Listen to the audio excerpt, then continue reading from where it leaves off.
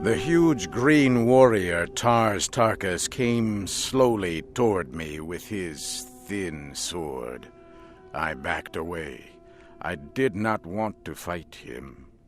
I did not wish his death. He had been as kind to me as a green Martian can be. As I stood watching him, a rifle fired in the distance. Then another, and another. Tars Tarkas and his warriors were under attack from another tribe of green warriors. Within seconds, a terrible battle raged. As I watched, 3 of the attackers fell on Tars Tarkas. He killed one and was fighting with the other 2 when he slipped and fell. I ran to his aid, swinging my sword. He was on his feet. Shoulder to shoulder, we fought against the attackers. They finally withdrew after an hour of fierce fighting. John Carter, I think I understand the meaning of the word friend. You saved my life when I was about to take yours. From this day, you are no longer a captive among our people, but a leader and great warrior among us. There was a smile on his face. Once again, he took off a metal band from his arm and gave it to me. I have a question for you, John Carter. I understand why you took the Red Woman with you. But why did Sola leave her people and go with you? She did not want to see me or the princess harmed. She does not like the great games held by your people where captives are led to die. She knows if she is caught, she too will die in the games. She told me she hates the games because her mother died there. What? How could she know her mother? She told me her mother was killed in the games because she had hidden the egg that produced her. Her mother hid Sola among other children before she was captured. Sola said she was a kind woman, not like others of your tribe. Tars Tarkas grew angry as I was speaking, but I could see past his anger. I could see pain in his eyes. I immediately knew Sola's great secret. I have a question for you, Tars Tarkas. Did you know Sola's mother? Yes, and if I could have, I would have prevented her death. I know this story to be true. I have always known the woman who died in those games had a child. I never knew the child. I do now. Sola is also my child.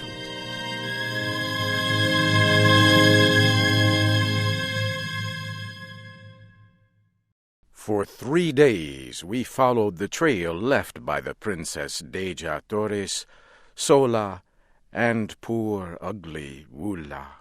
At last we could see them in the distance. Their animal could no longer be ridden. They were talking. When we came near, Wula turned to fight us.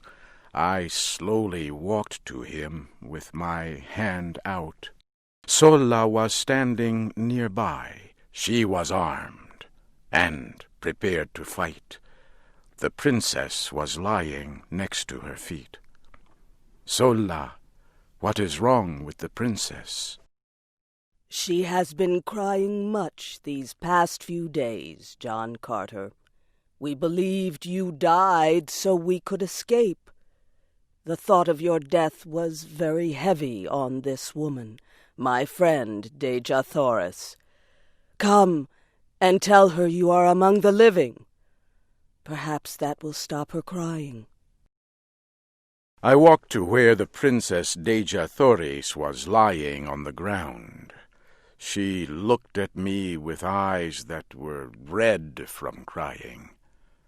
"Princess, you are no longer in danger. Tars Tarkas has come with me as a friend. He and his warriors will help to see you safely home.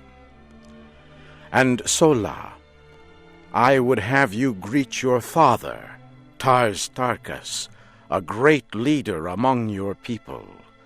Your secret no longer means death to anyone. He already knows you are his daughter.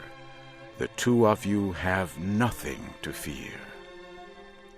Sola turned and looked at Tars Tarkas. She held out her hand. He took it. It was a new beginning for them. I know our world has never before seen anyone like you, John Carter. Can it be that all Earthmen are like you? I was alone, a stranger, hunted, threatened, yet you would freely give your life to save me. You come to me now with a tribe of green warriors who offer their friendship. You are no longer a captive, but wear the medal of great rank among their people. No man has ever done this. Princess, I have done many strange things in my life, many things much smarter men would not have done. And now, before my courage fails, I would ask you to be mine in marriage.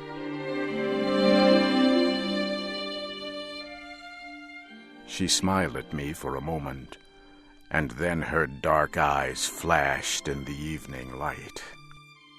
You have no need of your courage, John Carter, because you already knew the answer before you asked the question.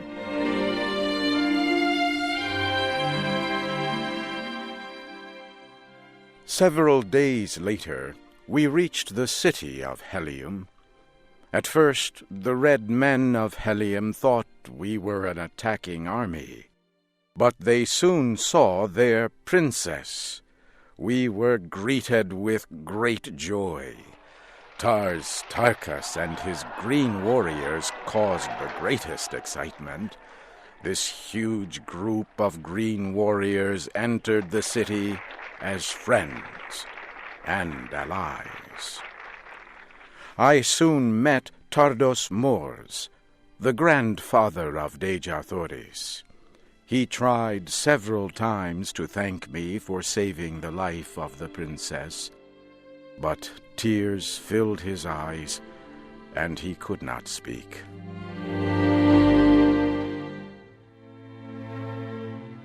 For 9 years, I served in the government and fought in the armies of Helium as a prince of the royal family. It was a happy time. The Princess Dejah Thoris and I were expecting a child. Then, one day, a soldier returned from a long flight. When he landed, he hurried to the great meeting room. Tardos Mors met with the soldier and reported that every creature on the planet had but 3 days to live. He said the great machines that produced the atmosphere on the planet had stopped producing oxygen. He said no one knew why this had happened, but there was nothing that could be done. The air grew thin within a day. Many people could do nothing but sleep.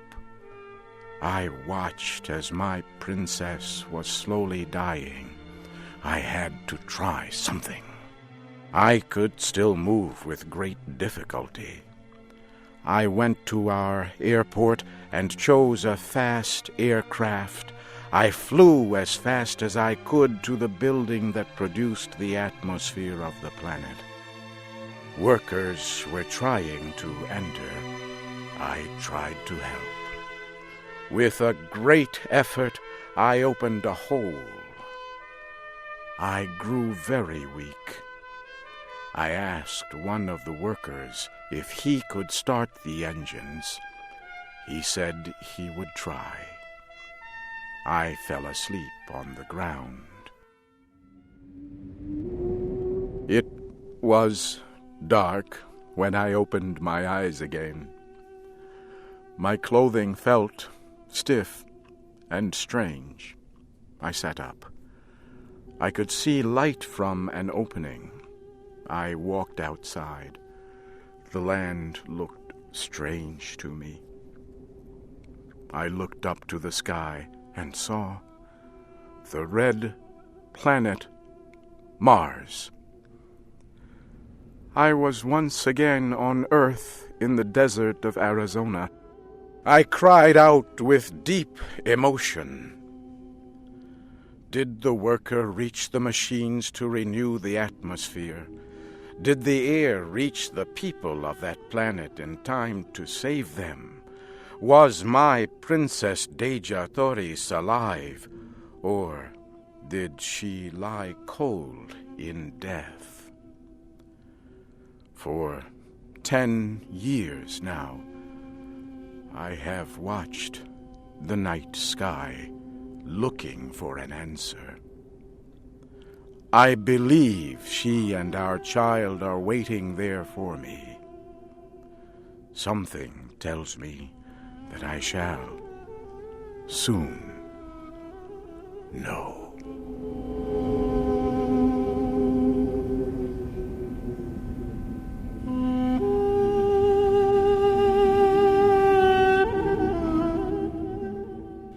You have been listening to the special English program, American Stories. Shep O'Neill was the voice of John Carter. Steve Ember was Tars Tarkas. Barbara Klein was Sola. And Gwen Newton was Princess Dejah Thoris. This story was adapted for Special English by Paul Thompson. It was produced by Paul Thompson and Mario Ritter.